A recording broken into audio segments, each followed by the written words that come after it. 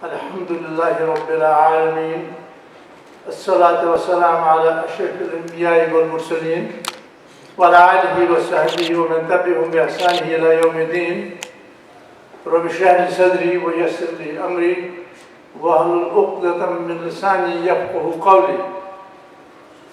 Brothers and sisters, Assalamu alaikum wa rahmatullahi wa barakatuh.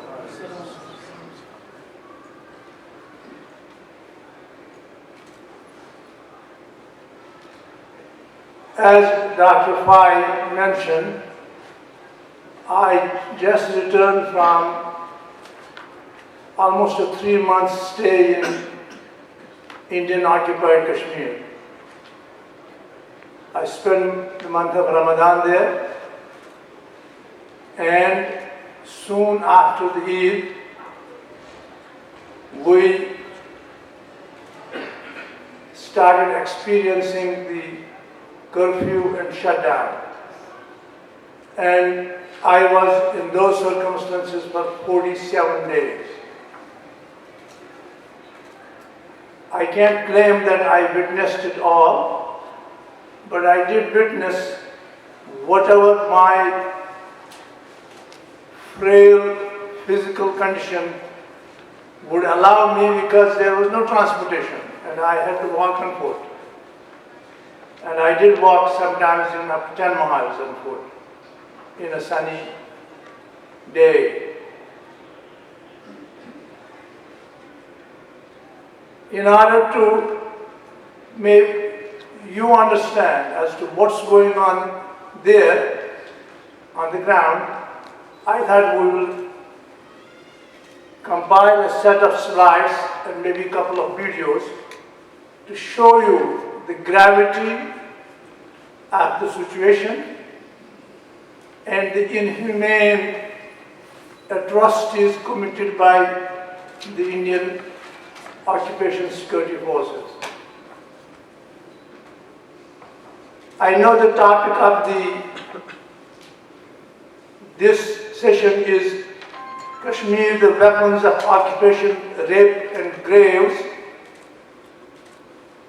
And I'm sure the speakers will shed some light on that. We have had our share of mass graves and gang rape, and unfortunately I don't have a book with me which tells you the typical story of Indian atrocities using rape as the weapon of war. But nevertheless, you will see what's going on, and that would put in perspective this title of this session, inshallah.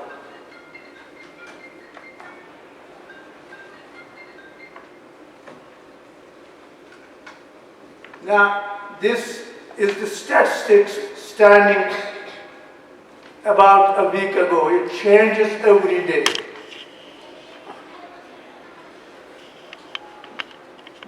All this started after this gentleman, Burhan Wani, who happened to be a pro-freedom fighter or militant, they call them, who was killed or under extrajudicial conditions, and the death was declared on 8th of July. And from the 8th of July, the curfew and the shutdown started. Since then, more than 1,000 people have been injured. And again, as I said, it is every day changing. There are every day anywhere between 50 to 100 to 200 to 300 injuries on a daily basis. More than 1,000 people injured, more than 88 people martyred, killed, 600 eye injuries when I made that slide, and out of them 350 have lost either partially or completely their eyesight. 24 of paraplegics, spinal injuries, who have lost their neurological connection to their lower extremities, about 24 of them. Now, in order to put in perspective the importance of the man who was killed by the Indian forces, this is the gathering of Salatul Janazah. Different estimates from 200 to 500,000 people. The truth is somewhere in between. And there were more than 44 Salatul Janazah Ghaibana. More than 44 for this 21 years old young man who started his career as a pro-freedom fighter because his brother was tortured and killed by the Indian forces for no cause.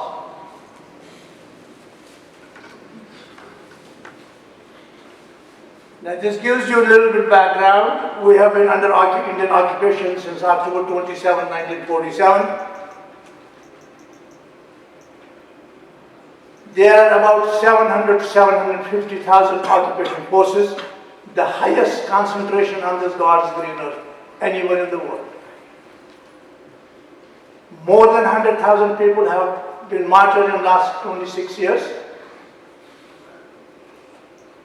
Gang rape and almost 90 to 95 encounters they have reported. The government reports, Government of India reports or their puppets report in occupied Jammu and Kashmir are fake, and there are books which are written by Hindus how these fake encounters occur or have occurred.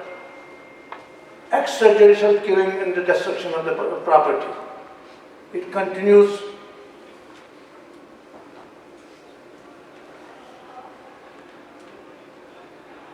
This is the reaction of the public to the current crisis. Go India, go back. And we want peace in Kashmir by getting freedom. Those are the slogans. Graffitis on the shops. Next. Next. Again, this is the janazah of that man I talked about. Next one. This is again that Salatul Janazah, the gathering.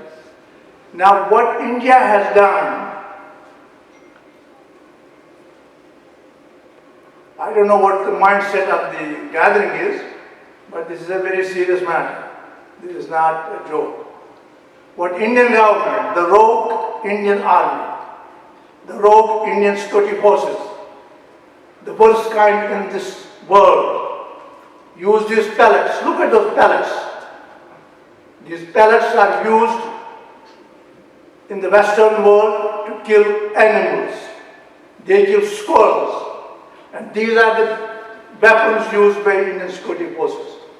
And when they shoot, hundreds of these pellets go out of the gun. And they are supposed to shoot below the waist. That is what they tell the public. But they don't. Next slide, please. This is the first blind man with these pellets. Both eyes gone. No eyesight. Next. This is a 14 years old girl. The only crime she committed, she opened the window of her second story in order to see outside as to what the noise was, because there was a demonstration going on. And those rogue forces shot her with those pellets and she is totally blind. 14 years old girl, just looking through the window. Next. Pellet victim. Next. 8 years old kid, a pellet victim. Next. 5 years old kid, left eye lost because the Indian security forces put a needle in his left eye. Next slide. The pellets. The pellets. The Indian pellets. You can see that. You can, I'm not making a story. Go and Google pellet injuries in occupied Kashmir by Indian forces. See it by yourself. Look at the Wikipedia. There are at least 200-300 references to these things. Don't believe me. Go and look for yourself. Next one. Again, the palate injuries. Keep on going. The palate injuries. This is just the eye injuries. Keep on going. This boy I saw myself. I met 12 years old boy. Palate injuries in his belly, left eye gone, no eyesight, right eye, only partial eyesight. Such an innocent boy. And he didn't know what to say. Next, please. The palates. Next one. The palates, you can see that. Next one. This is all the brutal atrocities of a brutal force. Next one. Look at this. Next one. Look at all this. This is a physical beating by the occupation forces. Next one.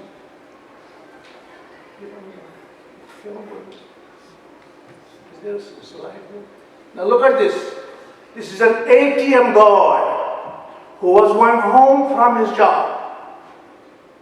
In the middle of the night, they put a pellet gun against his right flank. And the pellets, all that came out from the left flank. The man was left dead on the roadside. The pellet gun. This is what they do there. ATM guy, not throwing the stones, just going home from his job. Next one. This is what they do, a flag march. Show us how strong they are. Next one. Look at that. Next one.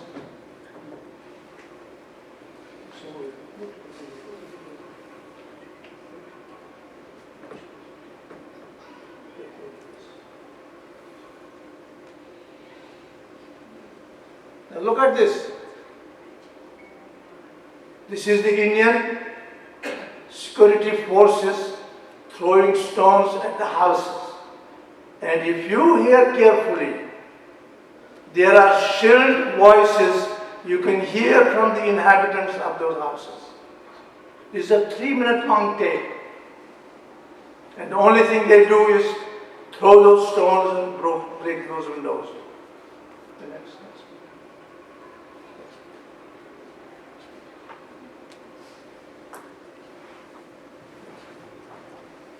Finally, India is warning Indian-controlled Kashmir over the recent police killings of What this, and you will see. Protests erupted in the Himalayan region after 3 more demonstrators were shot dead by the armed forces. Press TV's Mullah Barzaman reports.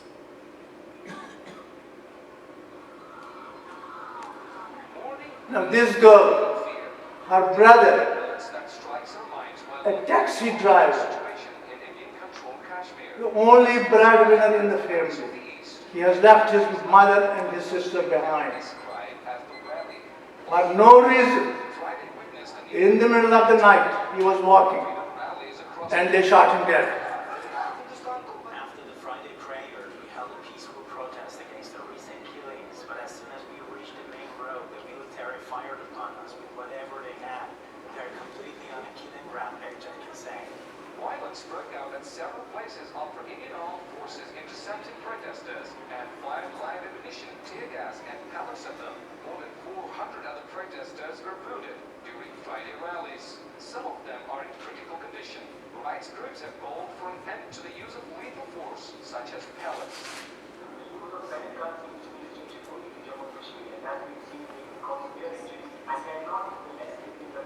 This is an Indian Hindu with a conscience who speaks. Forces on Friday also barred people from holding Friday prayers at many mosques across the region for the 4th consecutive week. Meanwhile, pro-independence groups have vowed to go on with their protest strikes until August 12, demanding an end to what they describe.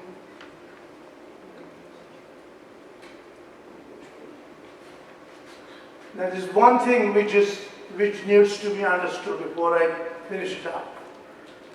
and somebody wrote it, I can't remember the person who wrote it before when I was there,